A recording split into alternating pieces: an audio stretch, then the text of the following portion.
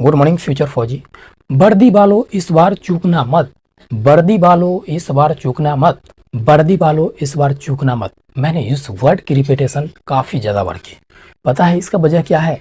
इसका main reason ये है, ज़रा सोचो कि आप एसएससी जीडी के एग्ज़ाम हॉल में बैठे हुए हैं। क्या आप एग्ज़ाम टाइम में आपको किसी गर्लफ्रेंड याद आती है? क्या आपको किसी पेरेंट्स याद आती है? क्या आपको किसी बॉयफ्रेंड याद आती है? क्या आपको किसी अदर चीज़ याद आती है? नो। इसका मेन रीज़न क्या है जानते हो? क्योंकि आपका कंसंट्रेशन पावर उस छोटे से लैपटॉप के स्क्रीन पे है, क्योंकि वहाँ पे आपकी ज़िंदगी की सवाल है। आप सोच रहे हैं अगर मैंने 1 घंटे में अगर थोड़ा सा भी ज़रा अगर मिस हो गया तो फिर मेरी लाइफ बर्बाद हो जाएगी। आपके माइंड में ये चीज़ बैठा हुआ होता है, जिस कारण से आप ऐसा नहीं करते हैं। पूरा आपका फोकस कंसंट्रेशन सीधा लैपटॉप पे होता है। ऐसा क्यों? इसका मेन रीज़न जॉब। सोचो, जरा सोचो कि अगर आप किसी जॉब कर रहे हो, आपका ऑनर अगर आता है, अगर आपको डांट करके बोलता है यार मुझे ये काम चाहिए, ये काम तुम करके अभी दो, क्यों नहीं दिया? तो आप उस टाइम कुछ बोलते हो? नहीं बोलते हो, क्योंकि वहाँ पे आपको क्या चाहिए? मनी। इस दुनिया में सबको पैसा चाहिए, जीने के लिए बिना पैसा के कोई भी इंसान नहीं है। मेन रीजन ये होता है। तो वहाँ पे आप चुप हो जाते हो। लेकिन जरा सोचो अगर रोड पर चलते हुए आपके साथ किसी ने बदतमीजी गलती से भी कर दी हो, तो आप उसे छोड़ते भी नहीं, उसे रगेद करके मारते हो। इससे मुझे एक चीज़ याद आती है कि खान सर के एक डायलॉग थे कि अगर आप बहुत ज़्यादा तकलीफ में फंस चुके हो तो घबराना मत, इस दुनिया के सबसे बड़ा हीरो आप हैं। क्योंकि मालिक उस कंधे पे उतना बोझ डालता ही नहीं है जिस कंधे पे सहने लायक क्षमता ही नहीं होती। इस मोटिवेशन कोट्स का जो क्रेडिट वो बिल्कुल खान सर को दी जाती है। तो मैं अभी आपके सामने एक जो एसएससी जीडी की जो वैकेंसी आई है, इस एसएससी जीडी वैकेंसी इसलिए इतना मोटिवेट किया हूँ कि ताकि आप इसमें पूरा कंसंट्रेशन हो जाओ। जिस तरह से आपने एग्जाम हॉल में पूरा 1 घंटे के लिए फोकस किया, ओनली फॉर सेम उसी प्रकार आपको इसमें एकदम पूरा फोकस करना है। और ये 5 मंथ में आप एसएससी जीडी को फोड़ सकते हो।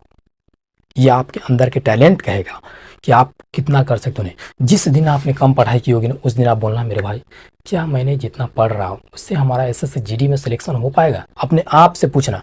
अगर वो यहाँ से अगर आवाज़ आएगी ना, हो जाएगा, तो फिर समझ लेना होगा। अगर यहाँ से आवाज़ आए नहीं, तो फिर मेहनत दुगुनी रफ्तार से करना और लगातार करना, कंटिन्यूअसली करना। आइए शुरू करते हैं। बहुत बात हुई तो हम लोग शुरू करते हैं। देखिए, एसएससी जीडी 2024 जो कि 2023 की वैकेंसी है, लेकिन 4 का नाम दिया गया। इसकी फॉर्म की अगर हम बात की जाए तो इसकी फॉर्म जो है 24 नवंबर से स्टार्ट हो जाएगी। 24 नवंबर 2023 इसकी फॉर्म स्टार्ट होगी और लास्ट फिलिंग डेट होगी 28 दिसंबर तक होगी। एग्ज़ाम की बात की जाए तो फरवरी से लेकर के मार्च तक का आपका एग्ज़ाम होने की संभावना है, जो कि एसएससी कैलेंडर बताइए। इसकी एज लिमिट आपका 18 से लेकर के 23 वर्ष तक है, तो फिर आप इस फॉर्म को भरने के लिए एलिजिबल है। जनरल के लिए है। अगर आप ओबीसी कैटेगरी में आते हैं तो आपको 3 साल का एज रिफ्लेक्सेशन दिए जाते हैं। जैसे कि आप सभी को स्क्रीन पे दिख रही होगी, आप 18 से लेकर के 26 साल तक इस फॉर्म को भर सकते हैं। ओबीसी कैटेगरी वाले, मेल फीमेल दोनों के लिए मैं बता रहा हूँ। अगर आप एससी एसटी कैटेगरी से हो तो आपको 5 साल का एज रिफ्लेक्सेशन दिया जाता है। आप 18 से लेकर के इस फॉर्म को 28 तक के फिलअप कर सकते हो। अब हम बात कर लेते हैं कि इसमें सिलेक्शन प्रोसेस क्या होती है। सिलेक्शन प्रोसेस आपका सबसे पहले रिटन एग्जाम होता है। रिटन एग्जाम के बाद आपका फिजिकल होता है। फिजिकल के बाद आपका डॉक्यूमेंट वेरिफिकेशन या फिर मेडिकल होता है।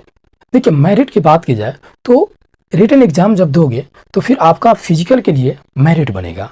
फिजिकल के लिए मेरिट जब आप क्वालिफाई हो जाते हो तो फिर आपका मेरिट डॉक्यूमेंट वेरिफिकेशन और मेडिकल के लिए बनता है। उसके बाद फिर एक और कटअप बनता है जो कि आपका फाइनल के लिए बनता है। इसमें 3 कटअप बनता है। 3 कटअप आपने क्वालिफाई कर गया तो फिर आपका जॉब पक्की। अब मेन मुद्दा ये आता है एग्जाम सिलेबस। एग्जाम सिलेबस की बात की जाए तो maths, reasoning, GK GS, English या फिर हिंदी, ये चारों सब्जेक्ट आते हैं और चारों सब्जेक्ट के 20-20 क्वेश्चन आते हैं। 20-20 क्वेश्चन 2-2 मार्क्स के होते हैं। टोटल मिला करके 80 क्वेश्चन 160 मार्क्स का होता है। इसमें 1/4 का निगेटिव मार्किंग भी है। आपको निगेटिव मार्किंग को ध्यान में रखते हुए बनाना पड़ेगा इसको क्वेश्चन, बिल्कुल कंसंट्रेशन पावर के साथ। जी हाँ, अब हम बात कर रहे थे इसके क्वालिफिकेशन। क्वालिफिकेशन आपका 10th पास आउट होना चाहिए। डजेंट मैटर एनी बोर्ड, अगर आप किसी भी बोर्ड से पास किए हैं तो फिर आप इसको आपको एलिजिबल है भरने के लिए। हाइट की बात की जाए तो मेल के लिए 170 सेंटीमीटर और फीमेल के लिए 157 सेंटीमीटर होना चाहिए। नेक्स्ट रनिंग, रनिंग में आपको 5 है मेल के लिए। फीमेल कैटेगरी से हो तो आपको 1600 मीटर की रनिंग 8.5 मिनट में करना पड़ता है। अब मेन मुद्दा ये आती है कि भाई हम ऑनलाइन कोर्स करो या फिर ऑफलाइन करें। देखिए इसका बेस्ट जो सॉल्यूशन है, अगर आपके पास ऑफलाइन की सुविधा है, अगर आप ऑफलाइन क्लास में जाना चाहते हैं तो आपके लिए बेस्ट अपॉर्चुनिटी है। लेकिन अगर आप ऑफलाइन क्लास नहीं जाना चाहते हैं तो डजेंट मैटर, आपके लिए कोई बड़ी बात नहीं है। आपके लिए बेस्ट ये होना चाहिए कि आप जिस रूम में स्टडी कर रहे हैं, आप जहाँ भी स्टडी कर रहे हैं, आपका एनवायरनमेंट वैसा होना चाहिए। अगर आपका एनवायरनमेंट बेस्ट है, डजेंट मैटर आप ऑफलाइन कर रहे हैं या फिर ऑनलाइन क्लास कर रहे हैं, कोई मैटर नहीं है।